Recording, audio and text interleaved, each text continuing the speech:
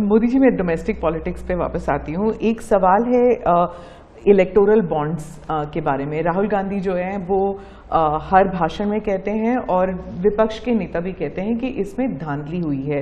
आपकी पार्टी के लोग भी कहते हैं कि अगर गलती है, अगर इसमें कोई गुंजाइश है इसके सुधार में तो वो कर सकते हैं।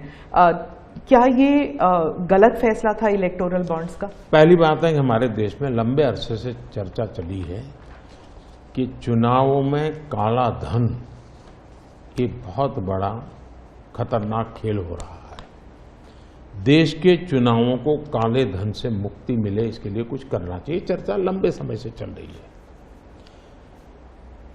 चुनाव में खर्च तो होता ही होता है, कोई इनकार नहीं कर सकता है। मेरी पार्टी भी करती है, सब पार्टियां करती है, कैंडिडेट भी करते हैं, और पैसे लोगों से लेने पड़ते हैं, सब पार्टियां लेती हैं।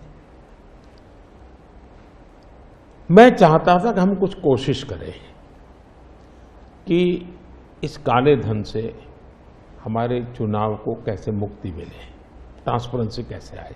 एक प्रामाणिक पवित्र विचार मेरे मन में था, रास्ते खोज रहे थे। एक छोटा सा रास्ता मिला, वही पूर्ण है। वैसे हमने उस समय भी क्लेम नहीं किया था, पार्लियामेंट में डिबेट में सबने उसको सराहा भी था। आज जो लोग उलट पुलट बोल रहे हैं उन्होंने सराहा था, पार्लियामेंट डिबेट देख लीजिए।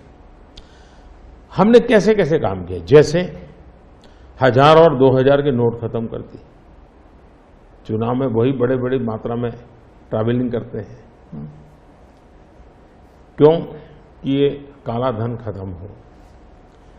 हमने सुप्रीम कोर्ट ने कहा था कि 20,000 रुपये तक पॉलिटिकल पार्टियां कैश ले सकती हैं। मैंने कानून बनाकर, नियम बना करके 20,000 को 2,500 कर दिया। क्यों? क्योंकि मैं नहीं चाहता था कि ये कैश वाला कारोबार चले। फिर मैंने कहा है कि इलेक्टोरल बॉन्ड, कि जो पार्टी अपना सीक्रेसी मेंटेन करना चाहती है।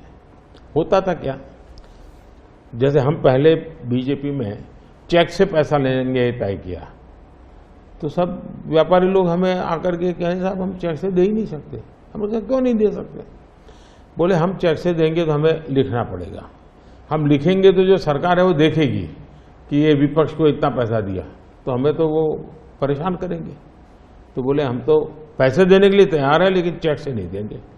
तो मुझे याद है हमारे 90 के दशक में जो चुनाव में हमको बड़ी दिक्कत आई थी, पैसे नहीं थे हमारे पास, और हम नियम लगा के बैठे थे कि हम चेक से लेंगे। देने वाले देने को तैयार थे, चेक से देने की इनकी हिम्मत नहीं थी। तो ये सारी चीजों का मुझे पता था। तो मैंने कहा भाई, तो हमने कहा भाई ऐसा है, अब देखिए इलेक्टोरल बॉन्ड न होते तो किस व्यवस्था में ताकत है वो ढूंढ के निकालते कि पैसा कहां से आया और कहां गया। ये तो इलेक्टोरल बॉन्ड की सक्सेस स्टोरी है कि इलेक्टोरल बॉन्ड थे तो आपको ट्रेल मिल रहा है मनी का, कि किस कंपनी ने दिया, कैसे दिया, कहां दिया। अब उसमें अच्छा हुआ बुरा हुआ वो विवाद का विषय हो सकता है, इसकी चर्चा हो। मुझे जो चिंता है वो, मैं ये कभी नहीं कहता हूं निर्णय में कोई कमी नहीं होती है, निर्णय तो चर्चा कर सीखते हैं, सुधारते हैं, इसमें भी सुधार के लिए बहुत संभावना है। लेकिन आज हम पूरी तरह काले धन की तरफ देश को धकेल दिया है, और इसलिए मैं कहता हूं सब लोग पछताएंगे। जब बाद में ईमानदारी से सोचेंगे सब लोग पछताएंगे।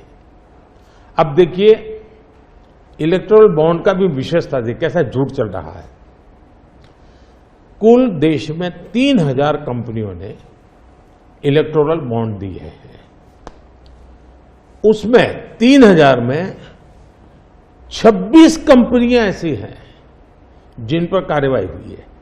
ये कहते हैं ना ईडी वीडी टिकना अपना, 3000 डोनर है, उसमें सिर्फ 26, और उनमें से 16 कंपनियां ऐसी थी, छापा जब लगा उस समय बॉन्ड खरीदा। कोई जोड़ सकता है इसको, अगर बॉन्ड खरीदा, लोग ये जोड़ रहे हैं, उसकी विशेषता यह है कि ये जो 16 कंपनियों ने बॉन्ड खरीदा उसमें से 37 पैसा अमाउंट बीजेपी को डोनेशन में मिली। 37, 63% बीजेपी के विरोधी पार्टियों को मिली। अगर पूरे जोड़े जाएं तो हाँ, मैं ये 16 कंपनी जिसका ईडी सीबीआई कोई न कोई उस समय एक्शन भी हुआ और बॉन्ड भी निकला। 37% अमाउंट बीजेपी ने, 63 ऑपोजिशन को। क्या ईडी रेड करे और ऑपोजिशन को डोनेशन देने का कार्यक्रम करे? क्या बीजेपी ऐसा करेगी?